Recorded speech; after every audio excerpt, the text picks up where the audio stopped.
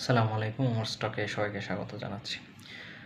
রমজান মাস, যার কারণে আসলে তেমন কোনো ভিডিও করছি না।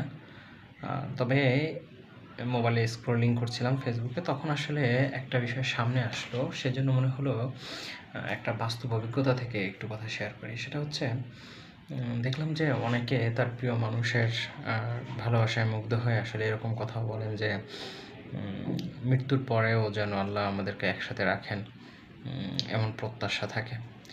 আরে ভাই, জীবনে আসলে এমন বাস্তবতাও দেখেছি যে যেই মানুষটা আসলে একসময় বলে যে আল্লাহ তার প্রিয় মানুষটাকে বলে যে আমি যদি মরে যাই তাহলে বাকিটা জীবন কি আমার বাকি স্মৃতিটুকু নিয়ে তুমি পার করে দিতে পারবে না? তোমাকে কি অন্য কারোর সাথে আসলে যুক্ত হতেই হবে, বা অন্য কারো জীবনে আসলে যেতেই হবে?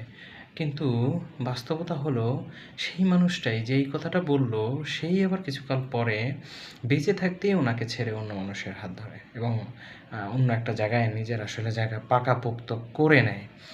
বাস্তবতা আসলে খুবই, খুবই কঠিন। আর এটা আসলে বোঝাটা খুবই টাফ যে কে আপনাকে আসলে কতখানি ধারণ করছে। মানুষ আসলে অনেক সময় অনেক কথা বলে, বাস্তবতা ভিন্ন। সে কতখানি মন থেকে বলল, কতটা ধারণ করে বলল, এটা একটা বিষয়।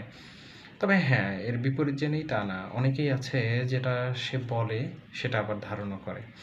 অর্থাৎ যে যেটা বলে সেটা মন থেকে বলে এবং সেটা আনটিল ডেথ সে এটার উপরেই বহাল থাকে। তো আসলে এমন মানুষের সংখ্যা তো আসলে অনেক কম। তবে সেই কম মানুষগুলো অনেক বড় মানুষ, অনেক মহৎ মানুষ। এমন মানুষদের জন্য আসলেই হয়তো দুনিয়াটা এত সুন্দর। তো যাই হোক, ওইসব ভালো মনের মানুষদের জন্য অনেক অনেক শুভেচ্ছা এবং ভালোবাসা। এবং এই রমজানে সবাই আল্লাহর সকল মানুষকে তাদের প্রিয়জনকে সাথে নিয়ে ভালোভাবে বাঁচার, বাকি জীবন ভালোভাবে সুন্দরভাবে পার করার তৌফিক দান করুক, এমনটাই প্রত্যাশা। সবাই ভালো থাকবেন।